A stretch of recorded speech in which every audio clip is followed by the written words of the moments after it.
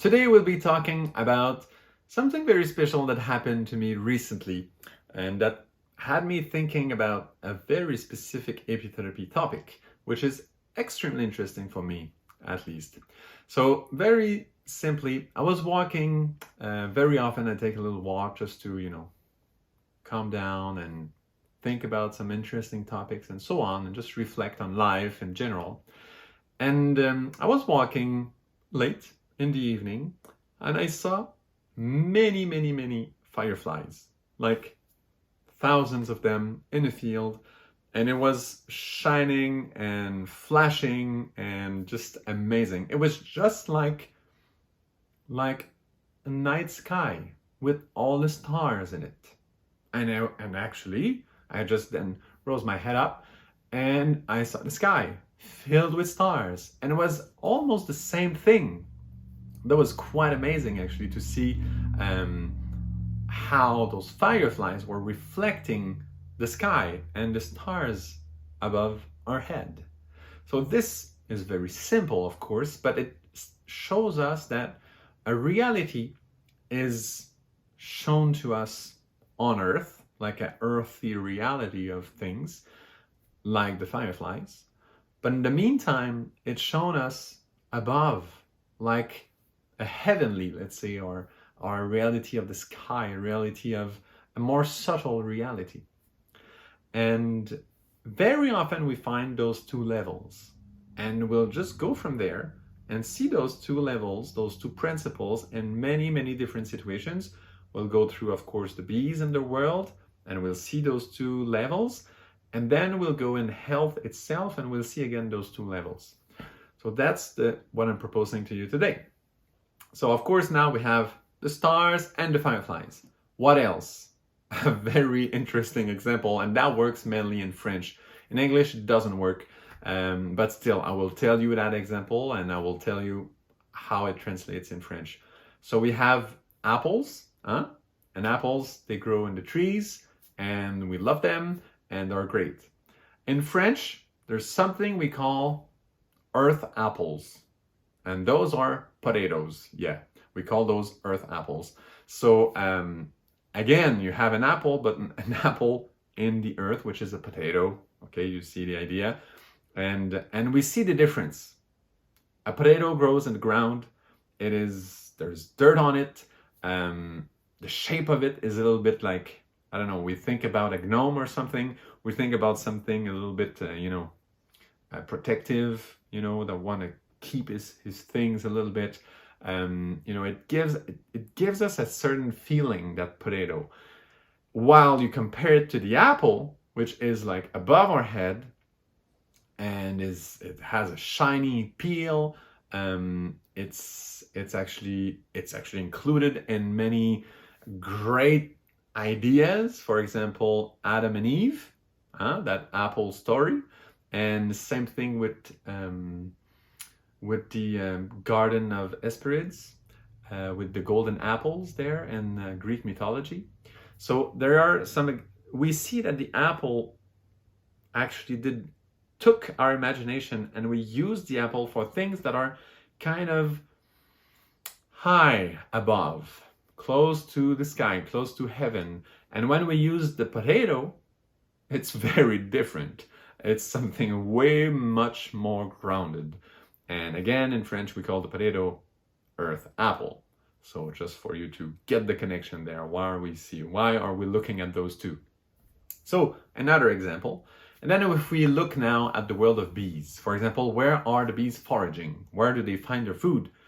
Well, same things. There are kind of two categories of a source of flower sources. So the first one would be the flowers we think of when we think about flowers, which are, I don't know, dandelion, roses, bushes, all the crops like canola, for example, and all the different crops, cranberries, blueberries, and so on. So we think about those, and we think about flowers on the ground, clover, and so on. So we think about those flowers, at ground level. Very often crops are to grow in our lawn and so on. So that's one level. But there's another level that many people don't even think about, which are the trees. And the trees, all the forests, they give plenty of flowers. I don't know if you ever thought of it. Some people don't.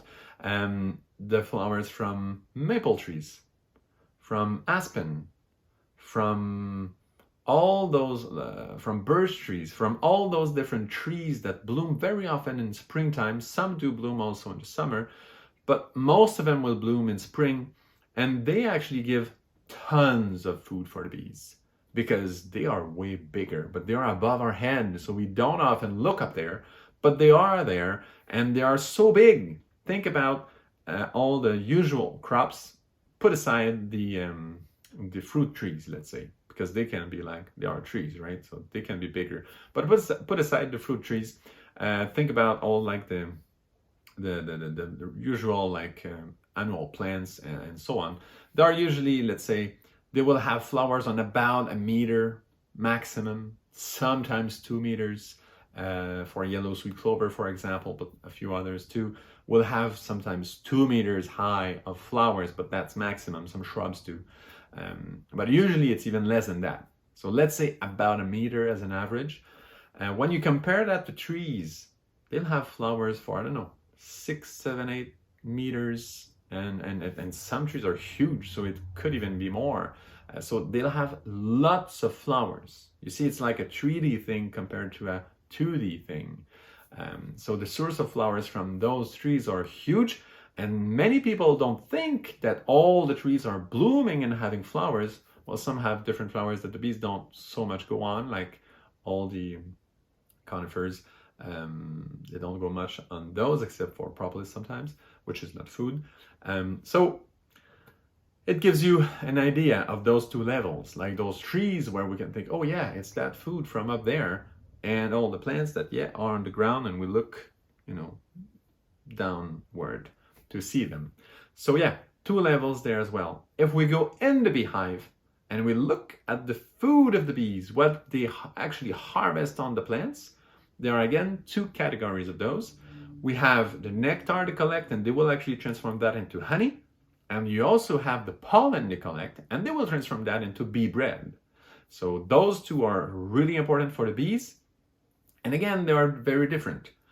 The pollen is more earthy because it has a color first. It's filled with all the different type of food we need. Like it's really, really rich. All the vitamins, minerals, protein, carbohydrates, even fiber, even lipids. It has everything. Like you don't miss much if you eat pollen. Like it's made for us living on Earth, and it's that pollen. If you look at the nectar and honey, it's something that is translucid, so no color at all. It's like just like the sky, we can see through, right? It's very different as a vibration, and it's a different type of food, very, very subtle.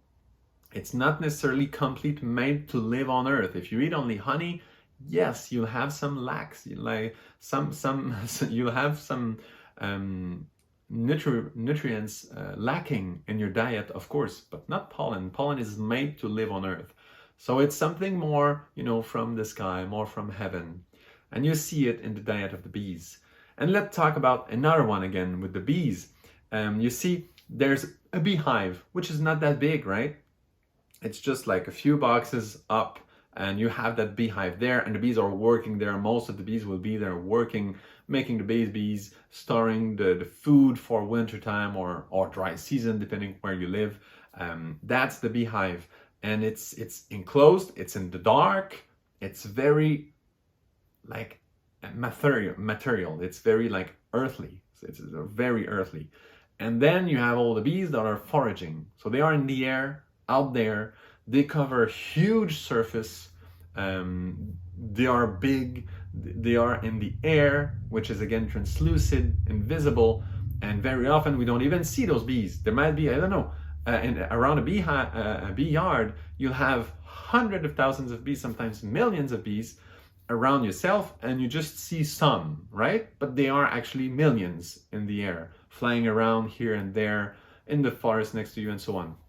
And we don't see them much. So again, that part of the beehive, which is the external part of the beehive, is invisible. So it's connected to the sky, to heaven, to that reality, right? So we see that those two realities very often they show to us. We see them. And if you think now, because we're in Apitherapy, now if we think about health, same thing. You have a certain level of health or diseases which is very earthly. For example, you break an arm. Of course, that sounds like something very earthly, like that arm needs to be fixed. And there, like all those very material, very concrete physical diseases, well, yeah, you'll say, yeah, those are very earthly. Like if you want to, keep going, you need to take care of those like physically. It's very important. And then you have all those other ones which are connected to mental health. And that mental health issue is huge. You have tons of different challenges and diseases out there. But again, those are invisible. You don't see them much. Yes, there might be, some like like in the DNA and so on, yeah, some differences, and yeah, of course, but it's not really visible. Like it's something that is very subtle, and some are extremely subtle, and we didn't even find the actually material cause of those. So like depression, for example, well, we might have found some physical thing for this, but like it's so invisible. And again, in health, you have those, and that again have been split into two categories, like mental health and like usual health, like physical health and so on. And very often that it's split into two different categories. What is, let's say, visible and what is usually health, and that other side of health, which is mental health. And some people don't even think about it, mental health issues. But it's huge. Like some people live with big problems with their mental health, and they like think they're normal and they just keep going. But if you think about it, very early how medicine started, all that was connected together. They knew that those two were connected together. Like they both of them are real. The problem nowadays is we have a tendency to split those two apart. And specifically with the very medical approach, and like it's, you need like those, tangible, solid studies to make a difference and so on. And yeah, of course, that is useful, and it allows us humans to do wonderful things like great physical operation. We can do great things we could not have ever thought of before. And this is just flabbergasting how strong we are there. But the thing is, the connection, where's the connection now? And it's very often lacking. And mental health, there's so much less money invested into working on our mental health. And that actually, if we push that further, that actually includes our spiritual health, because that is actually also a source of many of our problems. Think about the problems we'll have with antibiotics soon, They talk a lot about, antibiotic resistance happening. Think about the pesticide problems we're starting to have, and many other type of problems.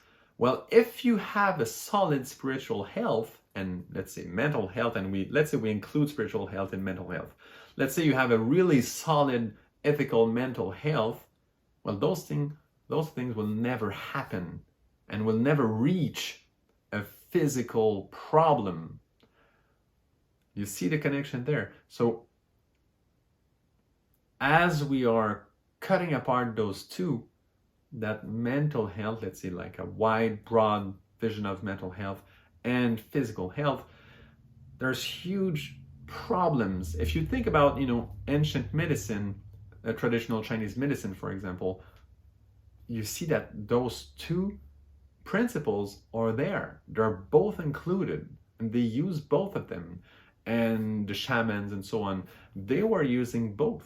Like when they were using herbs, there's a physical aspect to this, but there's also very often a spiritual aspect to this, like a mental health aspect to that.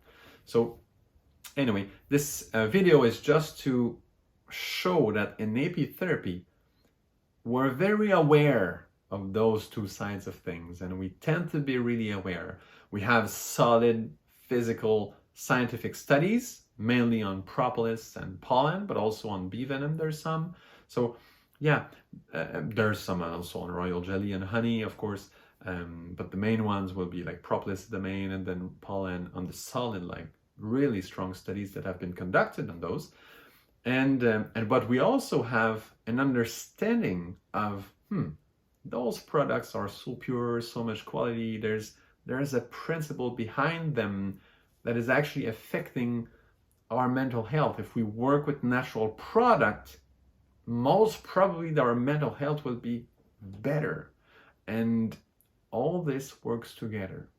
So I'm not talking about the fine connections between the two in that video.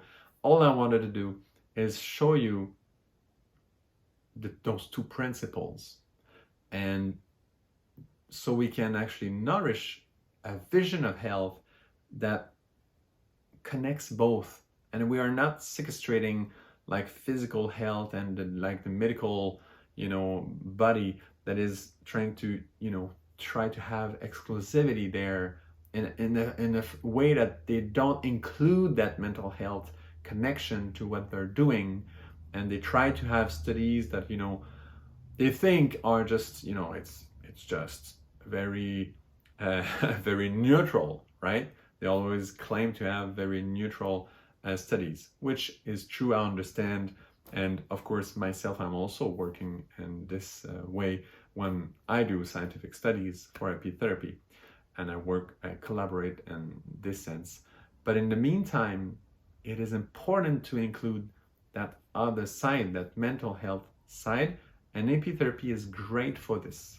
Imagine you're actually having your own beehive at home, you're harvesting your own propolis, your own pollen, and you actually have your own honey as well, of course, and you use those for your own health.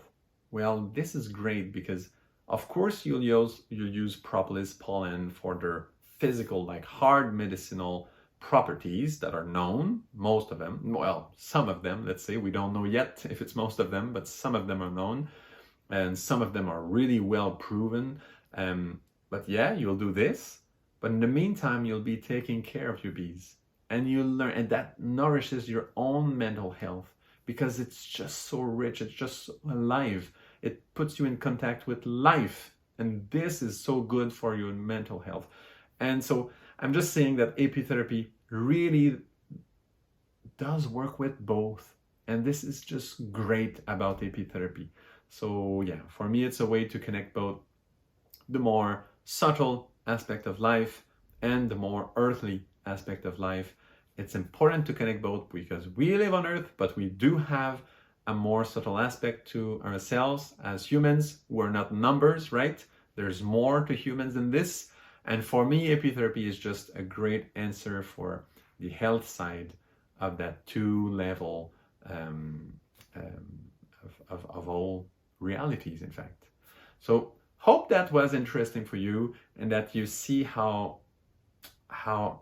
pertinent, how intelligent that reflection is, and that it nourishes your own reflections on the topic of health and beekeeping and Apitherapy. So thank you very much for listening, and see you another time for another Apitherapy video.